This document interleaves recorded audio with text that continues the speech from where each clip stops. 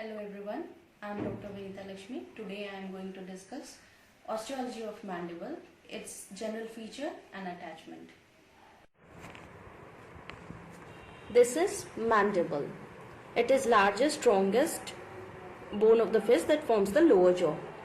It is also the only movable bone that forms the temporomandibular joint with the temporal bone. Skull can be divided into two parts, neurocranium and viscerocranium. Neurocranium comprises of all the cranial bones and viscerocranium comprises of bones of the facial skeleton including mandibles. So, mandible is a part of viscerocranium. Now, grossly about its shape, as you can see, it is a U-shaped or horseshoe-shaped bone. The parts are a body and one ramus projecting upwards from the posterior end of the body on each side. Body has two surfaces, external surface and internal surface, two borders, superior or alveolar border, lower border which is also called as base. The ramus has two surfaces, lateral surface or external surface, medial surface or internal surface. There are four borders of the ramus. It is superior border, inferior border, anterior border and posterior border. There are two processes on the superior border of the ramus. It is anteriorly oriented coronoid process and posteriorly oriented condyloid process. Now I will discuss every surface one by one. As we should know that mandible bone of the mandible develops from two halves of the bone that fuse to each other in the midline. This portion is called as symphysis menti. In the new bone, this point of fusion or symphysis menti comprises of fibrous tissue, which later on is replaced by bone. Now, in lower part of the body, in the midline, there is a triangular bony protuberance, which is called as mental protuberance. This one is the mental protuberance. And inferolateral to the mental protuberance, there is a mental tubercles. This one is the mental tubercles. Above these mental protuberance and just below the two incisors, there is a depression which is called as incisive fossa. It lies on either side of the midline, and these incisive fossa gives origin to mentalis and mental slips of orbicularis oris muscle. Now if you see the teeth, that is central on the alveolar border, then it is central incisor, lateral incisor, this one is the canine, this is first premolar, this is second premolar. In between first premolar and second premolar, in the same line, there is a foramen which is called as mental foramen on the body of the mandible. It is called as mental foramen, and the mental nerves and vessels emerge out of it. Now below the mental foramen, lateral to mental tubercles, mental foramen and lateral to mental tubercles. On either side you can see, I am showing the same thing here.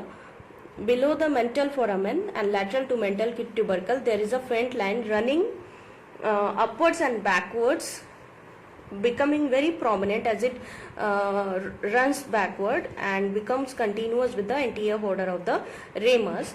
This line is called as external oblique line. This external oblique line has got two parts, anterior part and posterior part. Anterior part in relation to both the premolars gives origin to depressor labii inferioris in front and depressor angularis behind. And in posterior part in relation to first, second and third molar gives origin to buccinator muscle. That attachment of the buccinator goes above and behind the third molar up to here. Now below the posterior part here, there is below the posterior part of the external oblique muscle and below the posterior part of the external oblique line, there is attachment of the tortuous facial artery, facial vein, and marginal mandibular branch of the facial nerve. Here, now coming to the internal surface, the internal surface of the body does have a similar oblique line which is formed from the lower part of the symphysis menti, and that runs obliquely upward and backward up to towards the third molar.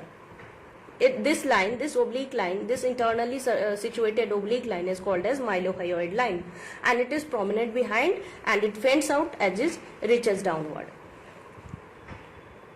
This mylohyoid line divides the internal surface into two parts. The hollow triangular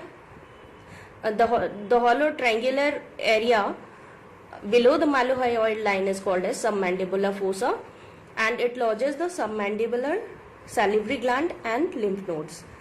And above the triangular concave area above this mylohyoid line is called as sublingual fossa, and it lodges the sublingual salivary gland. The posterior-most part of the mylohyoid line gives origin to superior constrictor muscle of the pharynx, and its attachment goes to the upper border behind the third molar here. So from internally superior constrictor muscle of the pharynx and from externally buccinator reaching to this point, and the interlacing of the fibers from both these muscles will produce a raphe. This raphe is called as pterygomandibular raphe, which is situated over here. So now the area of bone here. Now the area of bone between the socket of third molar and posterior most part above the mylohyoid line. This one is the mylohyoid line. This one is the socket of the third molar. So area below area of bone between the socket of third molar and posterior most part above the mylohyoid line. This part is related to lingual, directly related to the lingual nerve and beneath the mecoperiostrum. Now coming to the genial tubercles, these are the posterior part of the symphysis, on the posterior part of the symphysis menti. As this bone is not the real one, this is just a plastic bone for the demonstration. And on the interior surface, the posterior most part of the symphysis menti here, there are in the midline, there are two pairs of bony spicules or tubercles which are known as genial tubercles. These are arranged in two upper and two lower.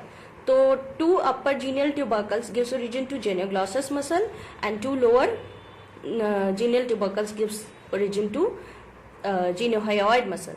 Now coming to the alveolar or upper border, you can see depending upon the age of the mandible and dentition, the sockets are observed, and they are providing attachment to the corresponding teeth with the gum fosses.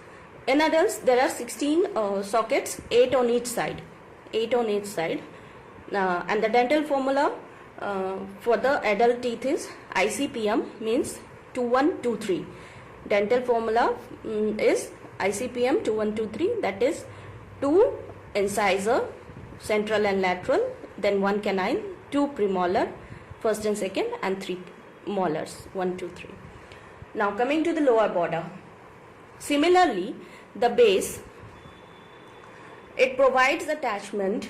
Similarly, the base from the midline to the angle of mandible on either side provides attachment to the investing layer of deep cervical fossa, and superficial to it there is attachment of the platysma, insertion of platysma. Superficial to it there is insertion of platysma, specifically in the region of submandibular fossa here below this mylohyoid line. The triangular hollow area below this mylohyoid line is the submandibular fossa. So specifically in the region of submandibular fossa, this investing layer of the deep cervical fossa will split to enclose the submandibular salivary gland.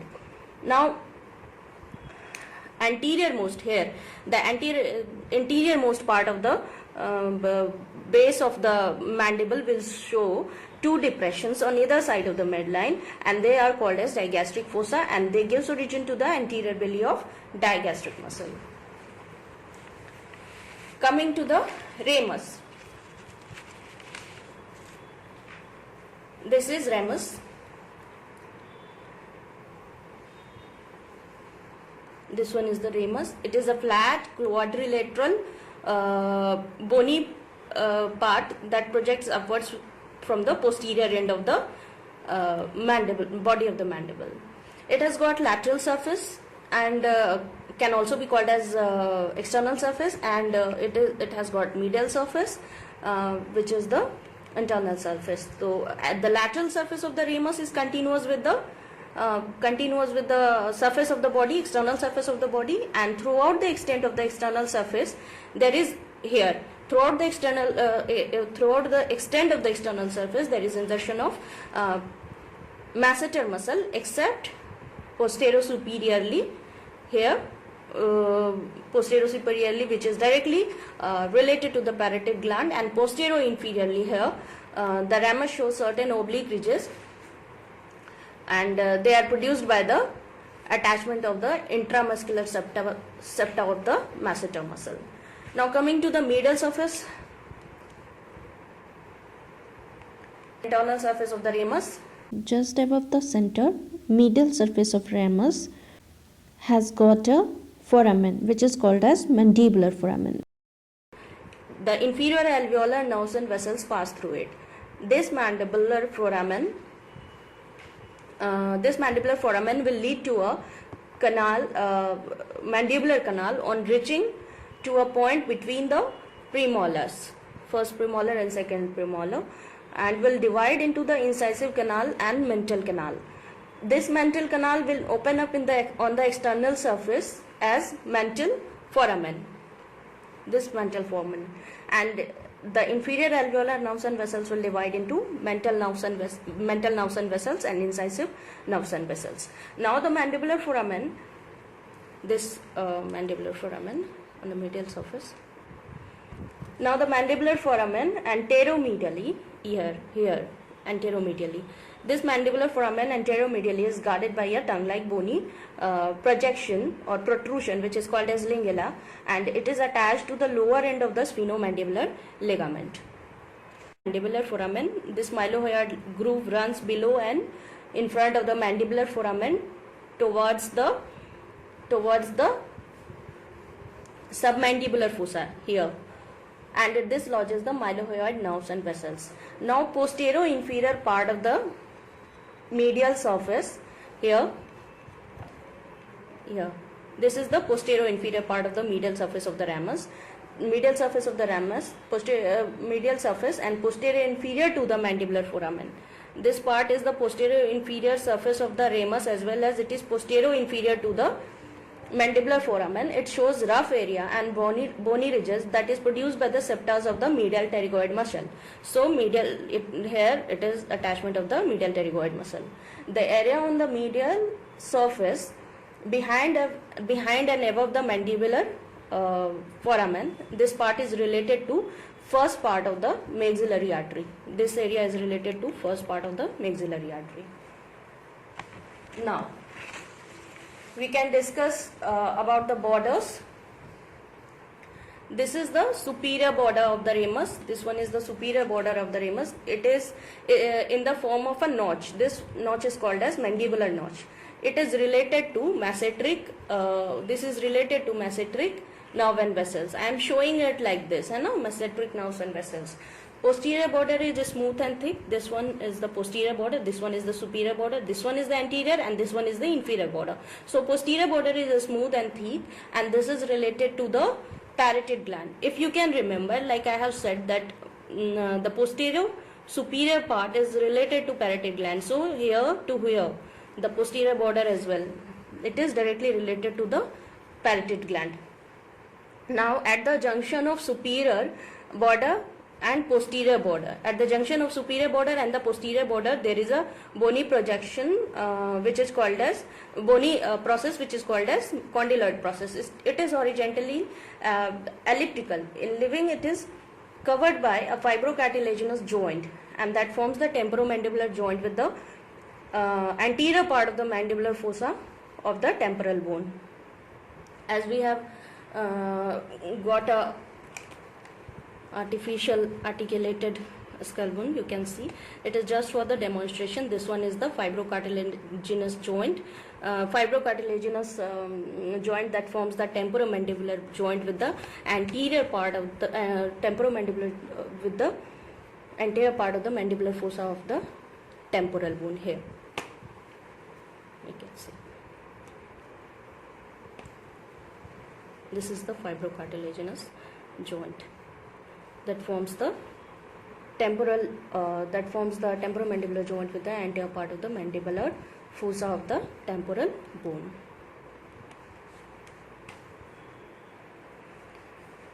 Now next to head, this one is the condyloid process, and this horizontally elliptical part of the condyloid process is the head. Now next to head there is a constricted part which is called as neck, and throughout the extent of neck there is attachment of the capsule of temporomandibular joint. Throughout the attachment, this all around, this is attached with the capsule of temporomandibular joint. Now on lateral here, on lateral part and the posterior part of the neck receives ligament of temporomandibular joint. The posterior part and the lateral part receives the ligament of temporomandibular joint. Anteriorly, the neck allows here. Anteriorly, the neck shows a depression. This is called as pterygophobia. Anteriorly, then here it is the condyloid process, and it is the anterior part, the anterior part of the neck. So anteriorly the neck shows a depression which is called as pterygophobia. This one is the pterygophobia, and this receives insertion of the lower large head of lateral pterygoid muscle. Here the lower large head of the lateral pterygoid muscle. The medial surface of neck, this part, right? This one is the lateral part, this one is the medial part. The medial surface of the neck below the capsule of temporomandibular joint is related to the auricular temporal nerve. Now about this is the coronoid process. Anteriorly, a triangular bony plate is observed, and this is called as coronoid process. It is situated at the junction of anterior border and superior border. It has got an apex and two surfaces. This is the lateral surface, this is the medial surface, and two borders, anterior borders, and this is posterior border. Now at the apex of coronoid, anterior border, the medial surface and part of the lateral surface receives the insertion of tendon of temporalis muscle. Now if you see the entire arrangement of coronoid and condyloid process, if you see the level of the coronoid process and the level of condyloid process, they are almost at the same level in case of adults, or somewhat the condyloid will be higher in case of adult, okay. But in newborn, the upper limit of this coronoid process will be a bit higher than that of the condyloid process. In case of elderly or old age people, the condyloid process will be same as that of the adult, but it will be a bit posteriorly displaced. Condyloid process will be a bit posteriorly displaced. Now if you see the border of the ramus, here, the lower border. If you see the border of the ramus, the lower border of the ramus, it is continuous with the lower border of the body of the mandible. The lower border is continuous with the body of the mandible, and the junction of the lower border of the ramus and the posterior border forms an angle. This one is the angle of the mandible. This is called as angle of mandible. In adults, it is almost about 90 degree to 110 degree, and in neonates and elderly it is obtuse angle. In neonates it is supposed to be around 175 to 180 degree, and in elderly it is about 140 degree. Hope you have understood it well. There are few more parts to it, like we can discuss about the age of the person by seeing their mandibular skeleton. Like if we there are certain points to be remembered about determining the age, like these are the mental the 3 point among there are one to some few points, and one of them is mental foramen. If the mandible is that of a neonate or a child, this mental foramen will be nearer the lower border. In case it is an adult mandible, then this mental foramen will be midway between the upper and lower border. In case it is an old age person's or people mandible, then this will be nearer to the alveolar border, because the tooth will be fallen off and there will be attrition and of the alveolar border. The sockets will be eroded. You can see the sockets will be eroded, so this mental foramen will be towards the nearer the alveolar border. Angle of mandible in case of neonate will be around 175 to 180 degree. If it is the adult mandible, then this will be about 90 degree or right angles, or if it is old age, then it will be obtuse, nearly 140 degree. Now I hope you all have understood it well. In case you does have some problem, you can discuss with me. Thank you.